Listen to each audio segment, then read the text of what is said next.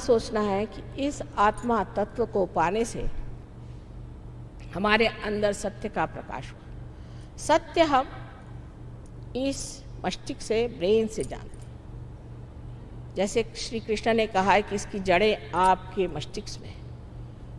वो जड़ें जब खिल जाती हैं तो इसी ब्रेन में हम उसे जानते हैं। और सत्य जब जाना जाता है, उसकी पूरी मशीनरी यहाँ ब्रेन में बताती है, जताती है कि ये सत्य है। हमारे उंगलियों में इसका ज्ञान होता है। और जिस प्रकार हम कह सकते हैं आंख बंद करके कि ये माइक है, उसी प्रकार हम आंख बंद करके कह सकते हैं कि ये आदमी कैसा है या हमारी हालत क्या। तो सत्य, ये जो बुद्धि पहले आपको बिल्कुल ही सीमित थी, वो असीम में उतर जाती है और इसीलिए इसे कहते हैं प्रबुद्ध। इसी को बुद्ध होना कहते हैं। बुद्ध ने भी कहा है कि बुद्धम शरणम गच्छामि, कि बुद्ध को शरण जाओ, माने ये कि तुम बुद्ध गति आओ, बुद्ध के गति पे आओ। बुद्धम शरणम गच्छामि, धम्मम शरणम गच्छामि, बैलेंस में आओ, धम्मम शरणम गच्छामि। और अंत में उन्होंने कहा है संघम शरणम गच्छामि, माने कलेक्टिविटी में आओ। संगम शरणम गच्छामि माने कलेक्टिविटी में आओ। सब एक ही बात कह गए। एक ही बात इस तरह से उस तरह से, मतलब बेवकूफ़ों को समझाने के लिए बहुत तरीके इस्तेमाल करने पड़ते हैं। सीधे साधे तो कोई सुनने वाला नहीं। कभी इस तरफ से समझाइए, कभी उस तरफ से समझाइए। उन लोगों में कोई भी फर्क नहीं है। ईसा मसीह ने कहा है those who are not against me are with me. लेकिन ईसाइयों की खोपड़ी में बात नहीं आने वाली, क्योंकि वो तो सोचते हैं वो सीधे उठाकर विमान में आकाश में जाएंगे और वहां उनको बेनिडिक्टीन मिलेगा पीने के लिए।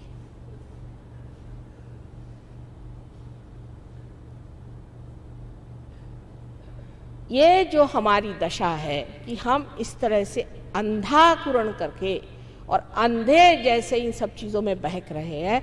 धर्म तो हमारे पेट में बैठा हुआ है, यहाँ पर धर्म है। इसकी 10 आपसे मैंने बताया वैलेंसीज है, और इससे जब आप च्युत हो जाते हैं तो आप अधर्मी हो जाते हैं, अमानव हो जाते हैं। लेकिन ये जब धर्म ठीक से बैठ जाता है तभी आपका उत्थान हो सकता है। तो आप सत्य को जानते हैं, सत्य को जानते हैं, आपका जो चित्त है वो आलोकित हो जाता है, तो आप चित्तमय हो जाते हैं। इसलिए आप सत्य चित्त हो जाते हैं और आपका हृदय आनंद से भर जाता है। सुख और दुख एक ही कॉइन के 2 हिस्से हैं। एक ही रुपया, एक तरफ राजा और एक तरफ लिखा हुआ। इसी प्रकार है, एक तरफ रोना और एक तरफ गाना। सुख और दुख एक ही साथ चलते हैं। आज कोई आदमी सुख पे चढ़ा तो दुख में उतरेगा, फिर सुख पे चढ़ा फिर दुख में उतरेगा। आशा निराशा के इस झगड़े में ही मनुष्य झमेले में पड़ा रहता है। लेकिन आनंद एकमेव होता है, उसमें सुख और दुख का विभाजन नहीं। आनंद में मनुष्य शांत चित्त होकर के सारी चीज को देखता है जैसे कोई खेल हो रहा है, जैसे कोई नाटक हो रहा है। सब चीज को देखता है, और जो चीज बहुत ही भीषण भी लगती है उसे भी वो देखता है। और कारण कि वो देख सकता है साक्षी भाव से, वो उसे ठीक भी कर सकता है, उसका इंतजाम भी कर सकता है।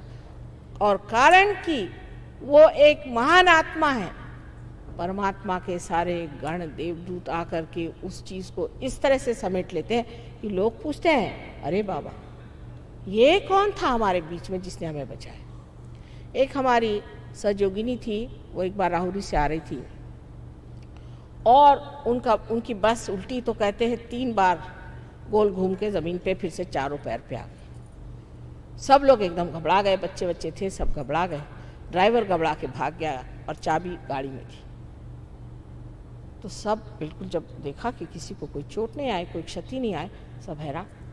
कहने लगे कि हमारे यहाँ कोई ना कोई साधु संत बैठा हुआ है, नहीं तो हो नहीं सकता, ये इतना बड़ा एक्सीडेंट और हमें किसी को एक चोट नहीं आई।